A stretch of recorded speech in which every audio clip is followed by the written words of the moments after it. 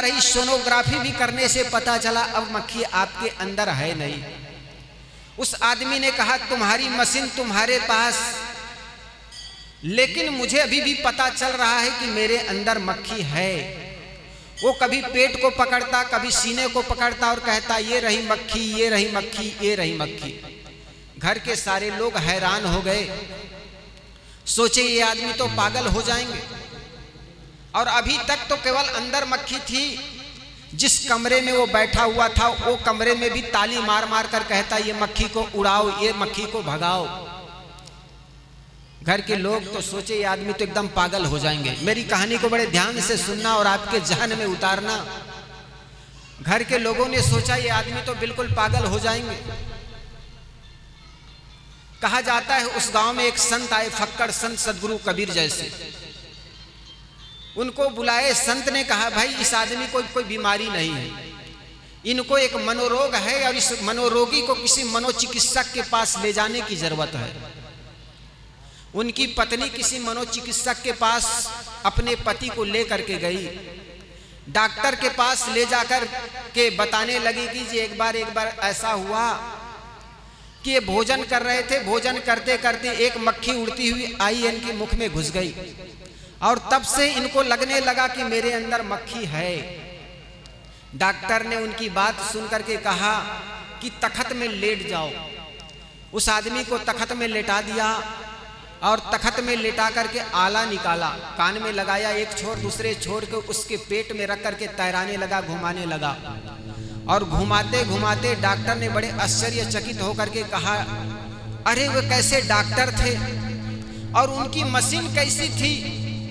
मुझे तो केवल आला लगाने से पता चल गया कि तुम्हारे अंदर मक्खी है। वो आदमी तो एकदम उठ के बैठ गया जो तख्त में लेटा हुआ था।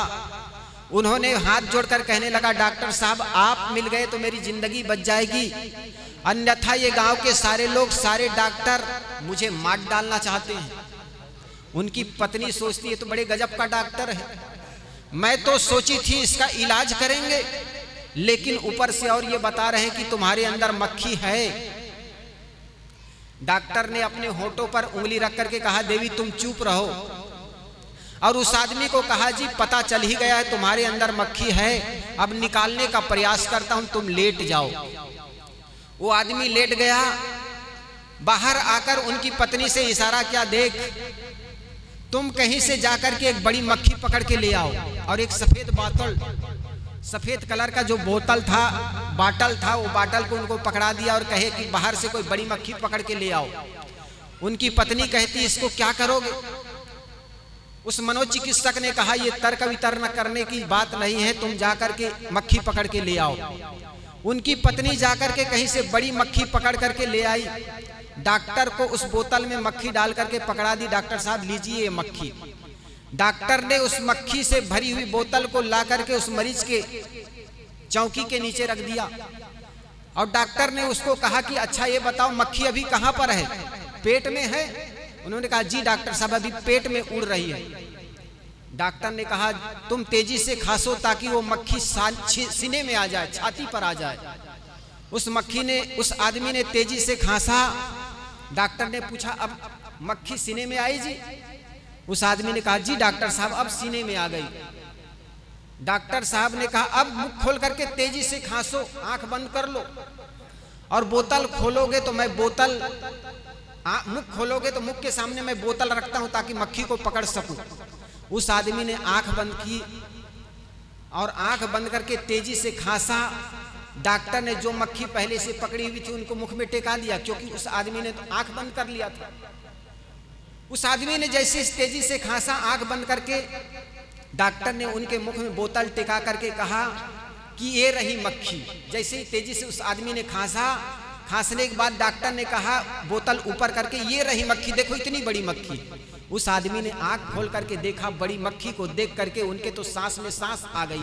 डॉक्टर साहब आप मिल गए तो मेरी जिंदगी बच गई, अन्यथा घर के सारे लोग और सारे डॉक्टर तो मुझे मार डालना चाहते हैं। उनकी पत्नी सोचती है बड़े गजब का डॉक्टर है, मक्खी मैं खुद पकड़ के लाई हूं और ये कहता है तुम्हारे अंदर से मक्खी निकली। डॉक्टर ने बाहर आकर के कहा देख देवी तुम अपने पति को सही सलामत चाहते हो तो कभी ये मत बताना कि ये मक्खी तुम बाहर से पकड़ के लाई गई थी, बल्कि ये कहना तुम्हारे अंदर से निकली हुई है। ठीक इसी प्रकार हमारे अंदर में अनेक भ्रांतियों की मक्खी लगी हुई है। जातिवाद के नाम पर, ईश्वर परमात्मा के नाम पर, जादू टोना के नाम पर, भूत प्रेत के नाम पर, भूमिया चुड़ैल के नाम पर, न जाने कैसी कैसी जंत्र मंत्र के नाम पर, तंत्र के नाम पर आदमी सोचता ये सब है।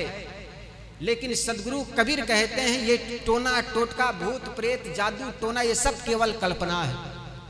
मनुष्य ये सब का कल्पना कर लेता है और जब गांव के अंधेले गलियों से गुजरता है तो उनके कपड़े की आवाज ऐसा लगता है कोई भूत चला आ रहा है। आदमी अपने ही कल्पना कर लेता है कि कोई परमात्मा है जो हमें सुख दुख देता है। दुनिया में ऐसा कोई भगवान नहीं जो आपको सुख दे या दुख दे। आपके कर्मों का फल ही आपको सुख देता है, कर्मों का फल ही आपको दुख देता है। ये मत सोचना कि कोई भगवान होगा जो हमारे कर्मों से नाखुश होगा। फैल बद तो स्वयं करे, लानत करे शैतान को। अगर आपके कर्म खराब है तो 1000 ईश्वर मिल करके भी आपको सुख नहीं दे सकता है।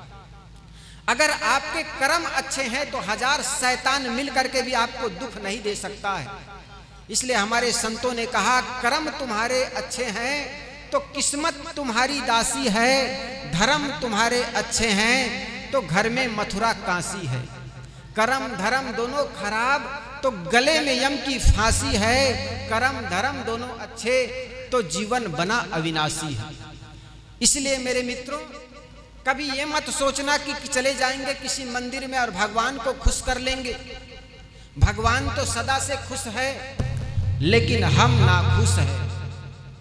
क्योंकि हमने देखो इंसान ही सब कुछ है, लेकिन हमें कहा गया बचपना से कि तुम मनुष्य तो नाचीज है और सूत्रधार तो कहीं ऊपर है।